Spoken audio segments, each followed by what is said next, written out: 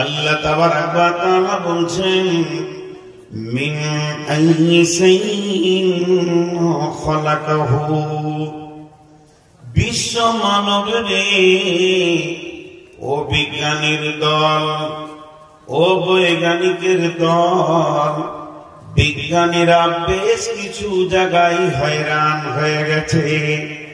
যেমন আল্লাহ সূরা তারিকে প্রথম কসমটা খেয়েছেন ওয়াস-সামাই ওয়াত-তারিক ওয়ামা আদরাকা মাত-তারিক আন-নাজমুস-সাকিব। আমি কসম করছি আল্লাহ ওই রাত্রিকালের আগমনকারী, যে রাত্রিতে তার গতিশীল কক্ষপথে আসা যাওয়া করে, তার আমি কসম করছি। নবী হে, তুমি জানো কি সে গতিশীলটাকে? আল্লাহর নবীকে আল্লাহ বলছেন ওটা কেউ নয়, আন-নাজমুস-সাকিব।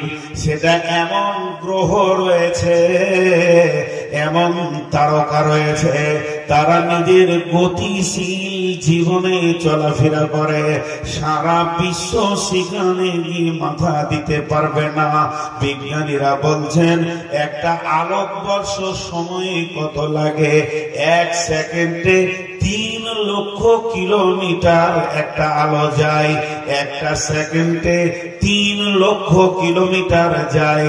আর সেই 3 লক্ষকে মিনিট দিয়ে গুণ করেন, তারপরে তাকে ঘন্টা দিয়ে গুণ করেন। এরকম গুণ করতে করতে যখন সেটা 365 দিন হবে, তাহলে 1 আলোকবর্ষ হবে। এইরকম আলোকবর্ষ গুণ করে দেখেছে 50-60 কোটি বছর পার হয়ে গেছে। এখনো গ্যালাক্সিতে এমন ব্ল্যাক হোল রয়েছে যার মধ্য দিয়ে নক্ষত্র যাওয়া আসা করছে, যেটা এখনো পৃথিবীতে আলো পৌঁছাতে পারেনি। বিজ্ঞানের মাথার কাজ করছে না, সে জায়গা পৌঁছাতে পারছে না। বিজ্ঞান সবকিছু যে আয়ত্তে আনবে এ ক্ষমতা তার হবে না। তাই আল্লাহ বলেছেন ওমা আদরাকা মাত-তারিক আন-নাজমুস-সাকিব। আমার তারাগুলো কোন রাস্তায় আসা যাওয়া করে তোরা বল। হে বিজ্ঞানের দল, তোরা ব্রেন দিয়ে তারা আবিষ্কার করলি, তোরা ব্রেন দিয়ে চাঁদের দেশকে আবিষ্কার করার চেষ্টা করলি, সেই জায়গায় পৌঁছাতে চাইলি, তাহলে একটা কাজ কর, তোর বয়সটা হলো 50 বছর, সামনে বছর 50 তুই রেখে দে, পরের বছরে 50 রেখে দে, তারপরের বছরও 50 রেখে দে। জওয়ানিকে খতম করার চেষ্টা করিস না। সারা বিশ্বের সমস্ত বিজ্ঞানী যদি একমত হয়ে যাস, এই গতিশীল জায়গাটা, এই চলমান বয়সটাকে পৃথিবীর কেউ রুখতে পারবি না।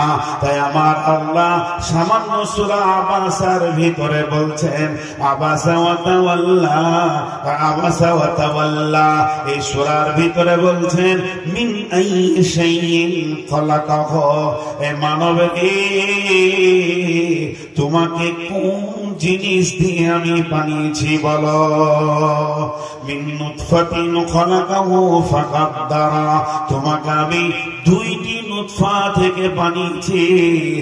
মিম্মা ইনদাফিক, একটা বুক থেকে বের হয়েছে, একটা মেরুদণ্ডর হাড় থেকে বের হয়েছে।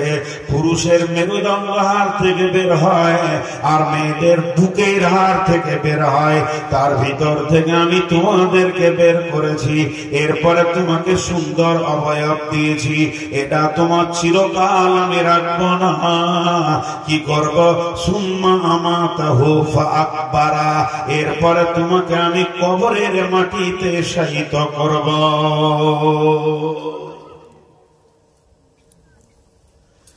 জি, মোরা বিজ্ঞানী পারি শুধু ভাঙা করা কাজ। মোরা বিজ্ঞানী পারি শুধু ভাঙা করা কাজ। তোমার সৃষ্টি দেখে মোরা পাইব বড়ই লাজ। সৃষ্টি লয়ের আবিষ্কারক মহাবৈজ্ঞানিক তুমি, আকাশ বাতাস জুড়ে আছে সাগর মরুভূমি।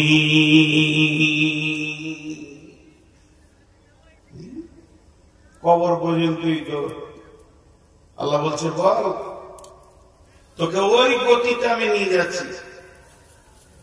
নূর মোহাম্মদ যখন প্রথম বক্তা তখন হালকা দাড়ি, আল্লাহ আমাকে প্রথম বক্তা করেছেন। হুগলি জেলা ঘুরেছি, তারপরে হুগলি থেকে প্রথম মালদাতে পা দিয়েছি, যেটা সেটা খানপুর মাদ্রাসা।